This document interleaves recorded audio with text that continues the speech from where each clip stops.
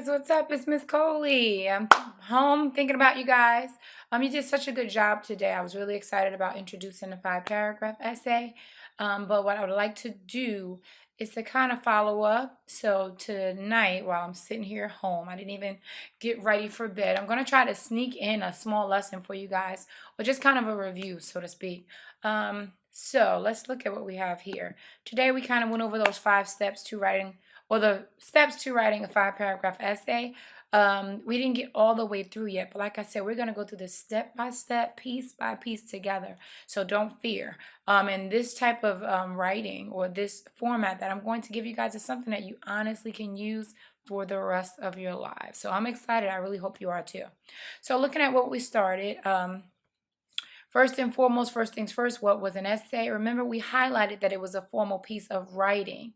The fact that it answers an important question was something that was just as important. So hopefully in your notes you have something like that there. Some other things that you should have remembered was that, hey, it was also, let me highlight this out. I think that'll be cool. Yeah. Is that it needs to have structure. What does that mean? That means it's well organized. And really, really important is that it has to make sense. And I know that's one of those duh things, Miss Coley. However, I do want to make sure that you ensure that. So hopefully you have these in your notes. If not, you might want to try to jot them down now. In addition to that, we moved on to understanding the idea of our question and our prompt. Knowing what you're being asked to write about. How to organize it, as well as making sure you have evidence to back it up. And yeah, like we said, this does sound like our race, but it's going to be a little bit different. The place you'll find that question that you have to answer for every essay is called your prompt. This will tell you what you must prove in your essay. So it's really, really important. We went over a few types of prompts. The one we really, really dug into was, why was Superman so cool? Wonder how many of you guys remember that. I wonder if I remember. Let's see. We said because he was strong, because he saves people that are in trouble, and because he can fly. Yeah, I think those were the 3. But yeah, that was something really, really cool. Now, what I think I want to do with you guys today, just as a practice, see if we can go over these 2. Trying to build our own arguments for them. So we'll get to that too today. All right, so let me highlight these just because I think it'll be cool. All right, so we keep it moving. It's going too fast. We looked at our question. Who or what has influenced your life? Now, one thing I told you, there's a difference. Sometimes you'll have these type of questions, and it will be open-ended. What do you mean, Ms. Coley? I mean that it won't give you any idea or thought to go along with it. However, there will be times, almost in the instant that we're going to be possibly doing, is it might ask you and give you more details. So it might say, explain what event, person, let me see, do that a little better. In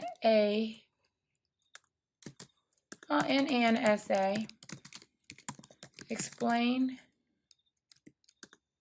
what event, person, and ideas have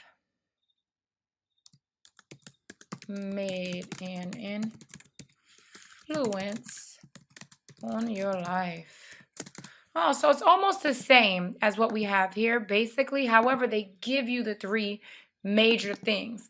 The first one we look here is the event. Let's change this up a bit. The second one is a person. And the final one is an idea. So that means that you won't have to make it up out of nowhere. You actually know that one thing you're going to talk about is an event. It can be something like someone passing away, maybe even moving.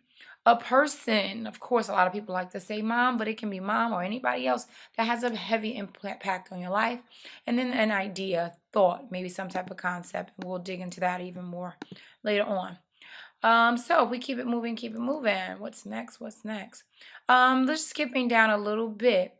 One major thing we talked about is what a thesis statement might end up looking like. And this is kind of our example from the Superman. Superman is a cool because he is strong, helps people in danger, and he can fly. That alone is a thesis statement, guys.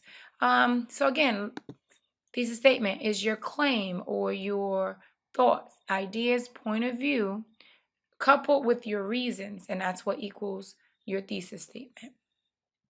So let's see if we can actually try this on our own. Should students be forced to wear uniforms? Now this is a little tricky one, because people have different reasons. I wonder, let me see if Miss Coley can throw a chart up in here. Yeah, cool.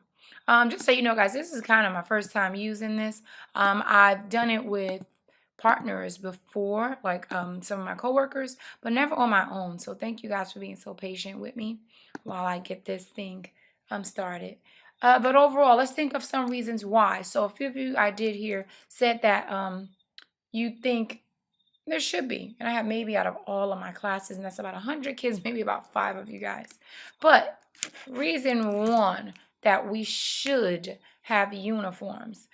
I'm thinking because of money. A lot of people like to say that if you have uniforms, it kind of saves your parents money. It's really, really standard, and it's really a cool thing. Another thing they said is it has unification. Huh? What is that? Think of the root word unity, coming together. A lot of people like to think about if you go on a class trip and let's say there's a bunch of different schools there, you'll be able to identify all of your students as a teacher or anybody else because they all look the same. So that is something really important. It actually can be a safety thing. So let's take this back and say instead of unification, safety. That's a good one. I know that'll sell. Third reason, I'm losing my thought. Why should we have uniforms? It'll save money. It's the safety thing. And guess what? It might even stop bullying. Huh? What are we talking about? What I mean is that if in fact kids aren't being picked on for their clothing, really? Somebody, they don't know I'm recording right now. Anyway, if in fact people are being picked on because of what they have and what they don't have, guess what? That'll eliminate it because everybody has the same thing. So if we wanted to put this into our thesis, we would say students should not, and you're not going to capitalize. Let's not try that, but I just want you to know, should not have to wear uniforms because, and that's an awesome word because it connects the claim to your 3 reasons. Because it, oh, no. We were saying why they should. Sorry. Students should have to wear uniforms. It's kind of late. Because it can save money, provide safety, and stop bullying. I like it. I don't know about you guys, but I think that's awesome. So this is the first point. Imagine if, in fact, you were writing your essay, we know exactly what your essay is going to be about. First paragraph is going to be about money. Second paragraph about providing safety. And the final about bullying. So hopefully, guys, we're going to go on to the next part. Maybe we can have you all do why we should not have to wear uniforms. I'm sure you'll be good at that. But those 3 things will be something that you can write up yourself. So I'm going to log out right now.